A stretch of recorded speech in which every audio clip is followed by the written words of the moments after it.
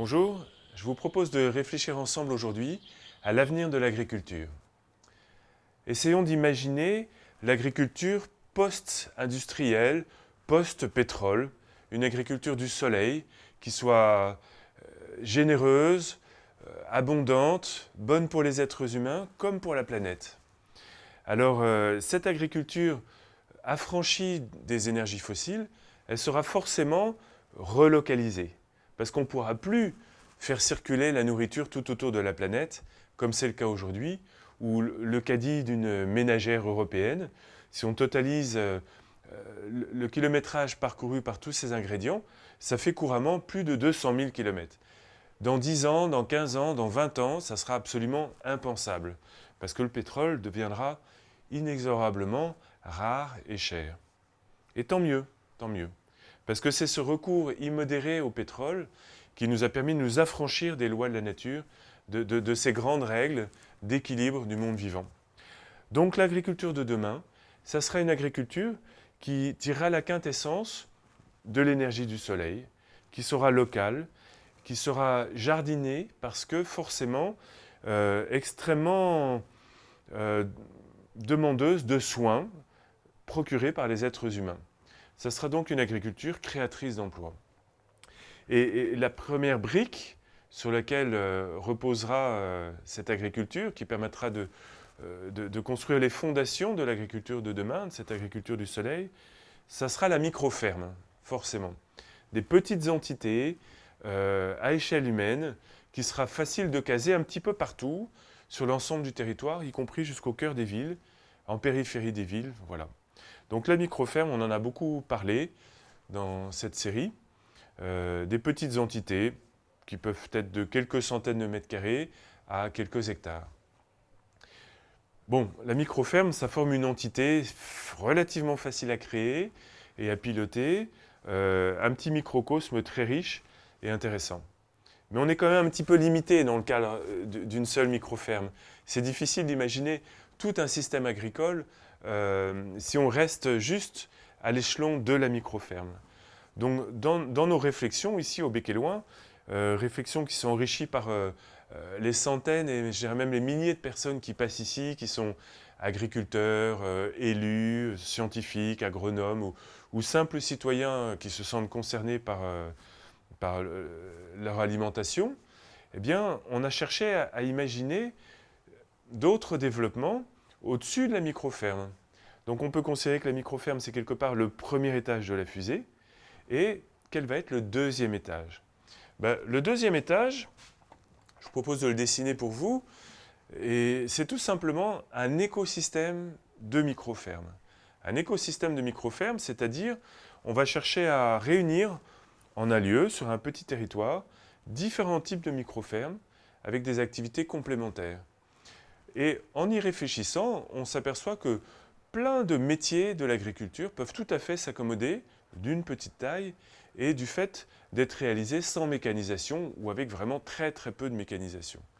Je pense au maraîchage, à l'arboriculture bien sûr, à condition toutefois de transformer la production pour créer plus de valeur, les petits fruits, les plantes aromatiques et médicinales, le petit élevage, l'apiculture, la pisciculture, les champignons, l'activité de pépinière ou de production de plants, etc. L'activité de paysans boulangers, 1, 2, 3 hectares de céréales avec transformation des céréales en pain génère une valeur ajoutée certaine. Donc en fait, vous voyez, il y a plusieurs dizaines de petits métiers de l'agriculture, petits non pas parce qu'ils ne sont pas importants, mais parce qu'ils s'accommodent d'une petite surface. Voilà. Alors, si on les regroupe, je vais vous les dessiner sous forme de fleurs, parce que dans le monde de la permaculture, on aime beaucoup les fleurs. Si on les regroupe, eh bien, on peut avoir 5, 6, 7, 8 activités différentes sur un tout petit territoire qui vont cohabiter. Donc, une superficie de 5, 6, 8 hectares qui, dans la vision de l'agriculture industrielle, ne permet même pas de créer une seule ferme, peut abriter autant d'activités différentes. Alors, on va imaginer un maraîcher, un arboriculteur, un producteur de plantes aromatiques et médicinales, un éleveur qui va élever des petits animaux, un apiculteur par exemple, etc. On pourrait en rajouter d'autres. Alors ce qui est intéressant dans cette vision, c'est que on dit toujours en permaculture, le tout est plus que la somme des parties. Et bien évidemment, à partir du moment où ces micro-fermes s'assemblent en un véritable écosystème, il y a davantage de possibilités d'échanger. Donc, le système s'enrichit. Tout simplement, par exemple, les déchets végétaux de l'arboriculteur et du maraîcher peuvent aller nourrir les animaux de l'éleveur, qui lui, en retour, peut donner les excréments des animaux pour venir faire du compost et fertiliser les cultures. Les abeilles de l'apiculteur vont polliniser les cultures de tous les autres, etc., etc. C'est une question de bon sens, c'est ce qui se faisait beaucoup autrefois, et que la spécialisation des régions et l'augmentation de la taille des fermes a cassé. Et puis, deuxième intérêt, on peut imaginer aussi une mutualisation de certains moyens. Ça peut être un point de vente qui est tenu, une petite boutique qui est tenue à tour de rôle par chaque paysan. Ça peut être un ou une secrétaire comptable qui va gérer l'activité économique des fermes. Ça peut être un site internet commun ou tout simplement des outils, peut-être un cheval de trait ou un pulvérisateur s'il faut pour les décoctions de plantes. Donc il peut y avoir toute une mutualisation. Ce qui fait que chaque ferme aura des bénéfices écologiques et économiques à cette association, mais également des bénéfices humains et sociétaux. Parce que, par exemple, ça sera beaucoup plus facile de prendre des congés. C'est très difficile de s'absenter de sa ferme quand on est tout seul. À partir du moment où il y a 5, 6, 8 agriculteurs qui se réunissent, eh bien, à tour de rôle, ils peuvent se remplacer. La charge de travail est moindre aussi du fait qu'on peut imaginer des chantiers collectifs, etc. Et puis la visibilité de cet écosystème est plus grande, donc ça lui donne une attractivité plus grande et un poids plus important vis-à-vis des consommateurs ou des systèmes de distribution. Donc il est également plus facile de commercialiser la production. Voilà. Donc on voit, avec un système extrêmement simple, tous les intérêts qu'il y a à se regrouper. Et ça se fait déjà aujourd'hui. C'est quelque chose qui marche dans différentes régions de France et c'est quelque chose qui a déjà tendance à se développer. Simplement, la vision permaculturelle permet de devenir plus conscient des connexions possibles, libère un petit peu l'imaginaire et va permettre de tirer la quintessence de cette association. Voilà pour l'écosystème de micro-fermes. Mais est-ce qu'il est possible d'aller encore plus loin ? Comment est-ce qu'on fait, par exemple, pour certains types de production agricole qui demandent davantage d'espace? Je pense en particulier aux céréales et à l'élevage de gros animaux, comme les bovins, par exemple, pour faire du lait ou de la viande. Ça pose une véritable question. Je ne prétends pas du tout avoir la réponse. Je pose la question pour qu'on y réfléchisse ensemble. Et notamment, j'invite nos confrères agriculteurs à s'emparer de cette question pour imaginer comment ils pourront pratiquer leur métier dans 15 ou 20 ans en imaginant un prix de l'énergie multiplié par 4, par exemple. Voilà, c'est un vrai défi et c'est bien de s'y coltiner ensemble dès aujourd'hui pour ne pas se prendre le choc en pleine poire et être complètement démuni le jour où il n'y aura plus de pétrole. C'est ça la transition. L'esprit de la transition, c'est d'imaginer un futur souhaitable, attractif, plutôt que de rester passivement immobile et de se prendre le choc en pleine poire. L'échelon supérieur, ça peut être, on pourrait l'appeler un système agraire solidaire. Le système agraire solidaire, c'est un vocable qui nous a été suggéré par le grand agronome qui est Marc Dufumier. Et je trouve que cette dénomination est tout à fait adaptée. Alors pour faire ma petite démonstration, on va imaginer un territoire de 100 hectares, une ferme, je dirais, de taille moyenne. Vous voyez, dans notre département, l'Eure, une ferme de 100 hectares, c'est une ferme plutôt petite actuellement. Voilà. Donc 100 hectares, un agriculteur, donc je vais mettre 100 hectares, un agriculteur et 2, 3, 4 monocultures, voilà. Donc c'est pas très excitant comme modèle, c'est pas bon pour la planète et c'est pas forcément excellent pour l'agriculteur lui-même. Et c'est, voilà. Donc, essayons d'imaginer comment on pourrait transformer ce territoire en une mosaïque d'activités dans laquelle on va chercher à produire potentiellement tout ce que la région peut produire.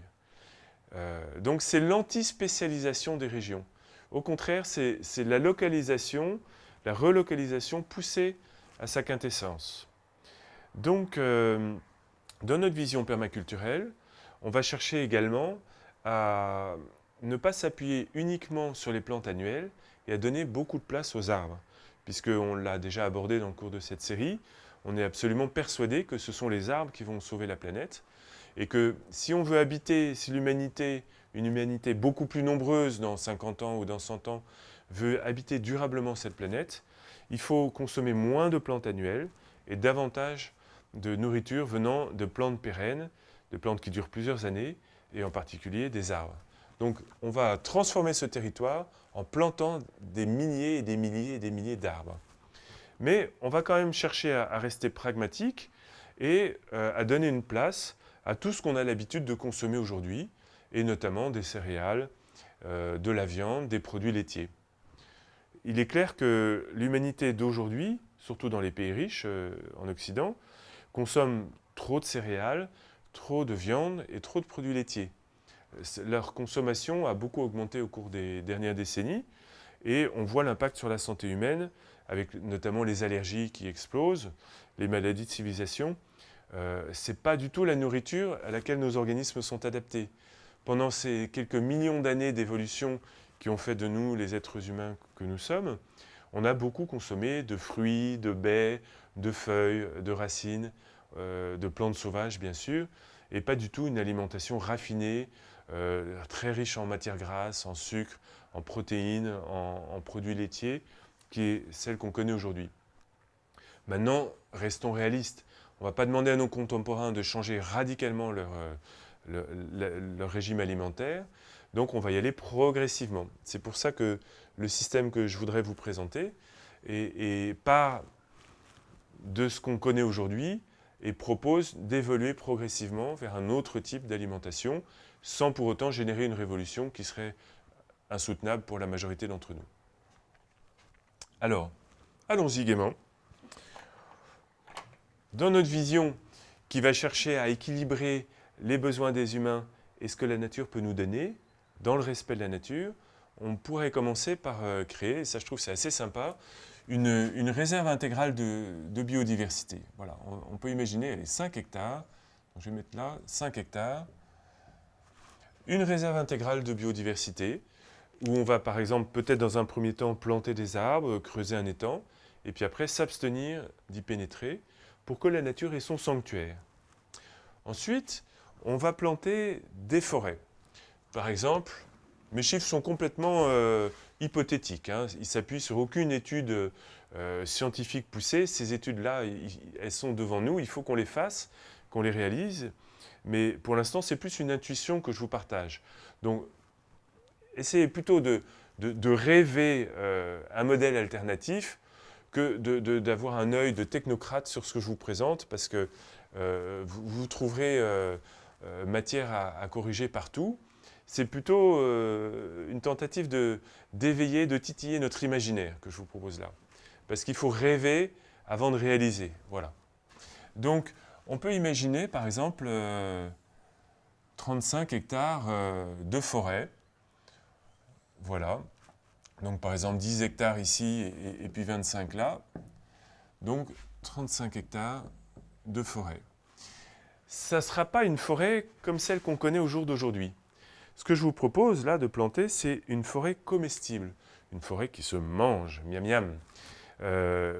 Notamment une forêt où on va planter en premier lieu des arbres qui nous donnent des fruits à coque, des noyers, des châtaigniers, dans une certaine mesure des chênes, parce qu'on peut faire des produits alimentaires très savoureux avec les glands, à condition d'enlever le tanin et l'amertume. Et donc, il y a tout un potentiel nutritionnel absolument extraordinaire dans les fruits à coque qui est au jour d'aujourd'hui complètement sous-utilisé et qui demande à être redécouvert. Les fruits à coque sont excellents pour notre santé. Ils sont riches en acides gras essentiels, en sels minéraux, etc.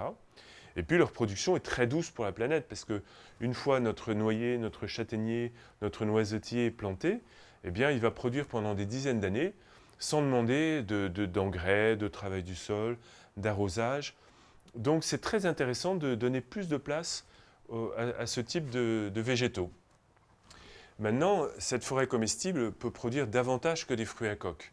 Elle va produire dans les étages inférieurs d'autres types de plantes, des plantes sauvages intéressantes, par exemple, pour notre alimentation ou pour créer des médicaments, des fruits rouges. La plupart des baies que nous consommons, les framboises, les myrtilles, etc., sont originaires des sous-bois. Donc on peut imaginer tout à fait produire une abondance de petits fruits savoureux dans les étages inférieurs, quitte à ouvrir des trous et de lumière, des clairières. Ces forêts peuvent être également tout à fait un lieu d'élevage pour les animaux. Actuellement, il y a des gens qui élèvent des vaches, des porcs en semi-liberté dans des milieux boisés et qui ont une production absolument excellente et très très haut de gamme et beaucoup moins impactante pour la planète. Ça peut être bien sûr aussi des poules, etc. Donc on peut tout à fait élever des vaches, des porcs, des moutons, des chèvres, de la volaille dans des milieux boisés. Ça s'est fait traditionnellement depuis la nuit des temps et il y a beaucoup d'intérêt à le faire. On peut également imaginer élever des daims ou des animaux sauvages qui vont donner une chair savoureuse et saine tout en ayant vécu en liberté et en étant abattus juste au moment où l'animal est arrivé, de manière très sélective et respectueuse du cheptel. Je ne suis pas personnellement pour manger beaucoup de viande, notre famille est plutôt végétarienne, mais en même temps, s'il faut produire de la viande, autant chercher des manières beaucoup plus douces de le faire que de nourrir nos animaux dans des élevages en batterie avec des sojas OGM qui viennent du Brésil. Voilà. Donc les forêts ont un véritable potentiel inexploité à l'heure actuelle. Et puis, bien évidemment, ces forêts sont une source de bois de chauffage, de matériaux pour l'artisanat, de biomasse qui peut être méthanisée pour produire de l'énergie. Et puis, évidemment, du bois d'œuvre pour l'éco-construction. Donc, si ce territoire devient habité par, à terme, 10, 20, 30 paysans avec leurs familles, eh bien, les forêts peuvent subvenir à leurs besoins en termes de bois de chauffage et de bois d'œuvre, à terme, bien sûr.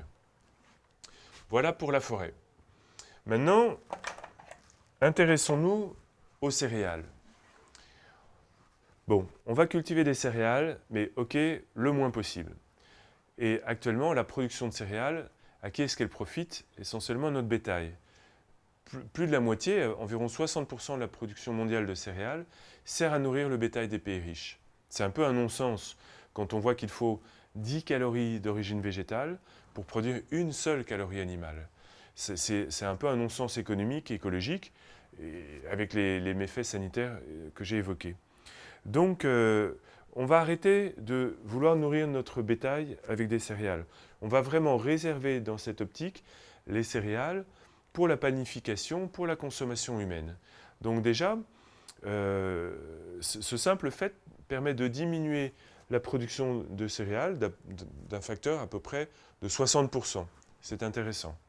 Il y a certainement, la question est complexe, je l'évoque dans ces grandes lignes, il faudrait bien sûr préciser tout ça. Un autre élément qui va encore permettre de diminuer la production de céréales, c'est que les fruits à coque peuvent donner des farines excellentes pour la santé et savoureuses en plus, gustativement. Je pense en particulier aux châtaignes. La farine de châtaigne est délicieuse. Simplement, elle n'est pas panifiable telle qu'elle, donc il faut la mélanger à de la farine de blé, par exemple. Mais 1 hectare de châtaignier donne autant de protéines végétales qu'1 hectare de blé, avec, comme on l'a évoqué, un impact sur la planète qui est beaucoup plus léger. Donc, le fait d'avoir des arbres absolument partout dans notre système va permettre de diversifier nos sources de farine et donc de réduire encore la part des grandes cultures dans notre vision prospective de l'agriculture. Donc, de manière très arbitraire, on va dire qu'on met 25 hectares de cultures céréalières. Allez, ça va faire à peu près ça. Mais on ne va pas les produire avec des grands champs nus comme la main et des énormes machines. On va chercher un moyen très vertueux, aussi vertueux que possible, de produire nos céréales. Donc on va les produire bien évidemment avec ce qu'il se fait de mieux comme pratique connue au jour d'aujourd'hui pour produire des céréales de manière vertueuse. Alors, en premier lieu, l'agroforesterie, bien sûr. Donc des rangées d'arbres dans nos champs et des arbres, évidemment, vous l'avez deviné, on va privilégier des noyers, euh, des châtaigniers, etc. Des arbres qui vont donner des fruits à coque, et puis du bois d'œuvre, et puis du bois de chauffage, etc. Et puis, deuxième élément, ces 25 hectares-là, on va aussi les produire sans travail du sol, en non-labour. Ce sont des techniques qui sont maintenant très au point et qui sont en train de se généraliser. On voit à quel point le labour des sols génère une érosion, une perte de matière organique. Donc, semis sous couvert végétal permanent, non-labour, agroforesterie, nos cultures de céréales vont être pratiquées de manière beaucoup plus éthique et vertueuse que les grandes cultures telles qu'on les connaît au jour d'aujourd'hui dans l'ensemble. Voilà, pour les céréales. Maintenant, intéressons-nous aux gros animaux. Je pense aux bovins, et en particulier pour la production laitière, puisqu'on a vu que la production de viande pouvait être produite en partie dans les forêts, et en partie, on y reviendra, dans les micro-fermes. Si on veut manger de la viande, il vaut mieux manger de la viande du poulet, par exemple, que du bœuf, parce que c'est beaucoup plus léger à produire pour la planète. Donc, nos sources de viande, on les produira plutôt dans les micro-fermes, sous forme de basse-cour, etc. On va imaginer donc, dans cette optique, consacrer, allez, 25 hectares encore, plutôt pour de l'élevage laitier. Des vaches, donc à peu près 25 vaches, une unité gros bovin à l'hectare, c'est à peu près la charge qu'on peut soutenir. Maintenant, on peut aussi rajouter 25 brebis ou 25 chèvres parce qu'ils ne mangent pas exactement les mêmes herbes et sans diminuer le nombre de vaches, on peut rajouter le même nombre de brebis ou de chèvres à l'hectare. Donc ça fait 25 vaches, 25 brebis pour une production laitière, yaourt, fromage, etc.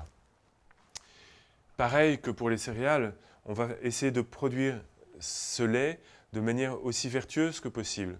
Donc, on va, si la région s'y prête, dessiner un paysage de bocage avec des haies, et puis des haies aussi intelligentes que possible, des haies fruitières, des haies fourragères, qui vont donner des choses à manger pour les animaux comme pour les humains.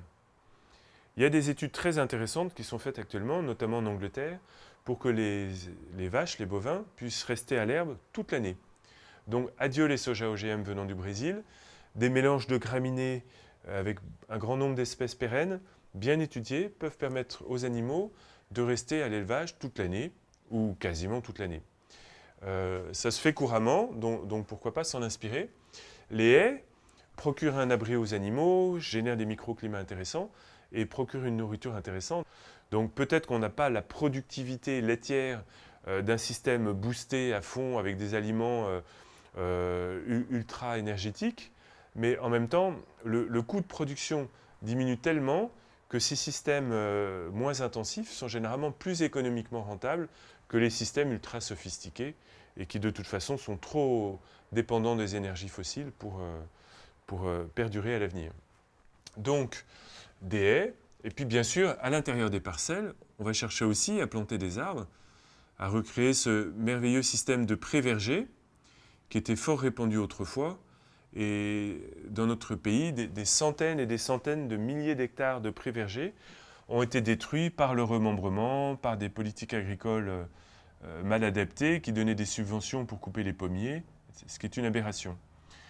Ce potentiel du pré-verger est extrêmement intéressant parce que le fait d'émettre des arbres aux tiges, donc avec un tronc haut, de manière à ce que les animaux ne puissent pas brouter le feuillage dans les prés, c'est un système qui est extrêmement éprouvé depuis des siècles, voire des millénaires, et qui est d'une grande productivité aussi. Par exemple, je vois ici en Normandie, 1 hectare de pré-verger avec des pommiers aux tiges, qui ne demandent quasiment aucun soin, à part récolter des fruits. On va avoir une récolte de pommes de l'ordre de 10 à 15 tonnes par hectare et par an. Mettons 10 tonnes, ça fait 5000 litres de jus de pomme. où ça fait à peu près aussi 5000 bouteilles de cidre, juste pour 1 hectare. Donc on voit à quel point ça peut être intéressant de juxtaposer comme ça les productions, les unes par-dessus les autres. Eh bien, il nous reste, si mon compte est bon, il nous reste 10 hectares. Qu'est-ce qu'on va faire avec ces 10 hectares? On va faire nos fameuses micro-fermes. On va mettre une dizaine de micro-fermes d'1 hectare pour toutes les autres productions, le maraîchage, les plantes aromatiques et médicinales. Encore que, on en a plein à récolter un peu partout. Du petit élevage, etc. Des pépinières, des plants. Donc là, eh bien, pareil, allez, je vais faire des ronds pour les symboliser.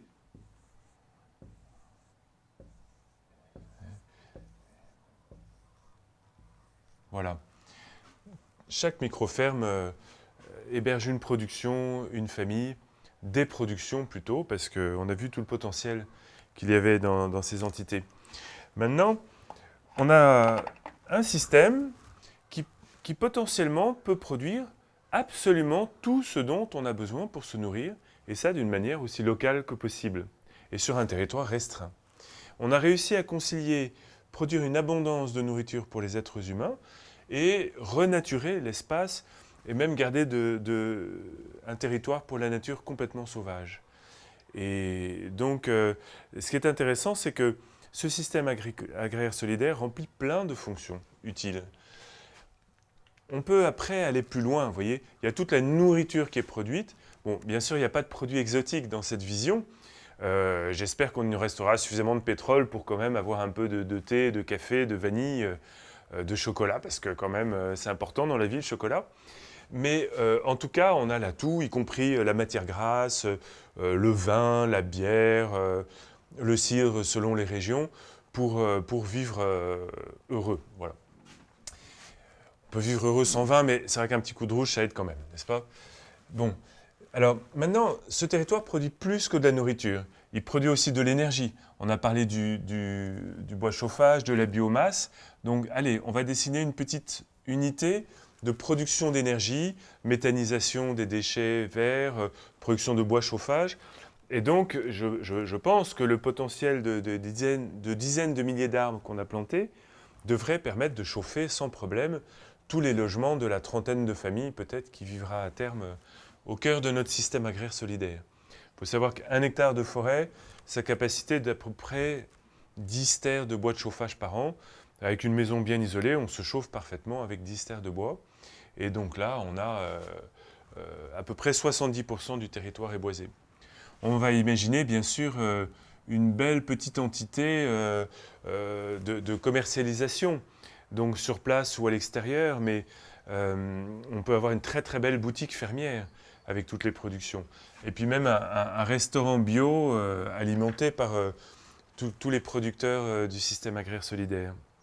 Et pourquoi pas un centre de formation également, parce que il y aura des millions et des millions de paysans à former dans les décennies qui viennent. Et un territoire comme ça, c'est un lieu de transmission, c'est un lieu de pédagogie absolument exceptionnel. Moi, quelque chose qui me tient à cœur, parce que ça fait 8 ans qu'on travaille en traction animale, c'est d'avoir quelqu'un, un meneur, qui va avoir les meilleurs chevaux de trait possibles, le meilleur matériel moderne de traction animale existant, et qui va pouvoir louer ses services aux paysans à droite à gauche en fonction de leurs besoins. C'est pas du tout idiot, ni ringard, ni passéiste que de remettre des chevaux de trait dans les champs. C'est quelque chose d'efficace.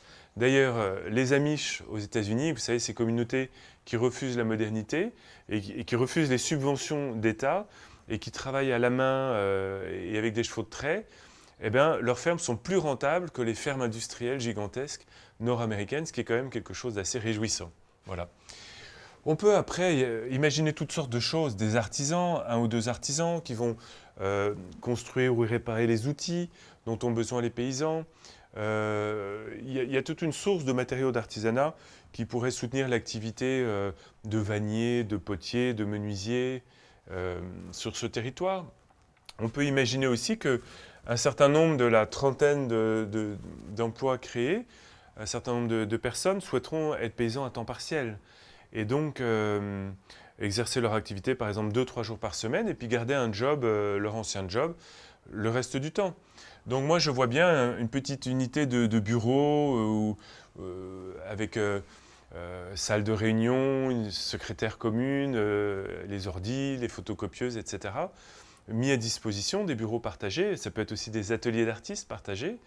Et donc finalement, vous voyez que à partir de 100 hectares, et sans que ça soit complètement loufoque, même si les chiffres n'ont pas été étudiés de manière rigoureuse, eh bien, on peut peut-être générer une trentaine d'emplois et nourrir une population de peut-être 1000 personnes entièrement, et ce de manière extrêmement locale.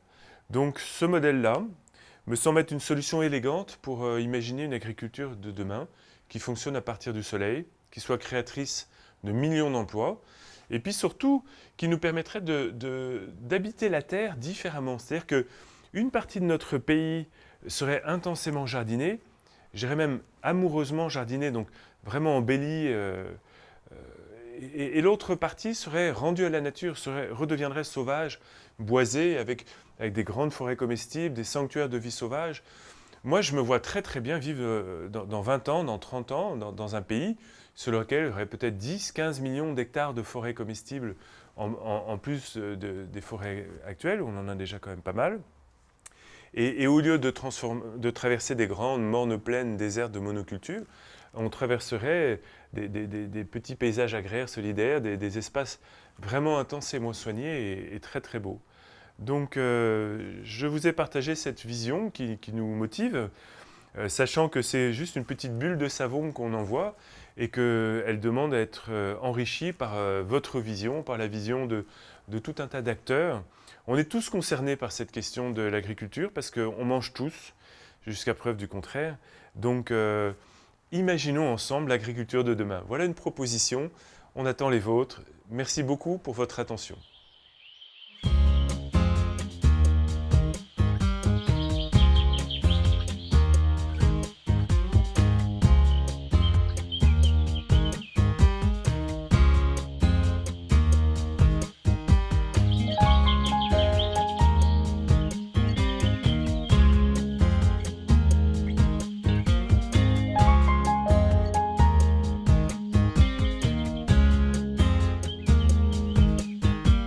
Cette série de films met en image notre livre « Permaculture, guérir la terre, nourrir les hommes ».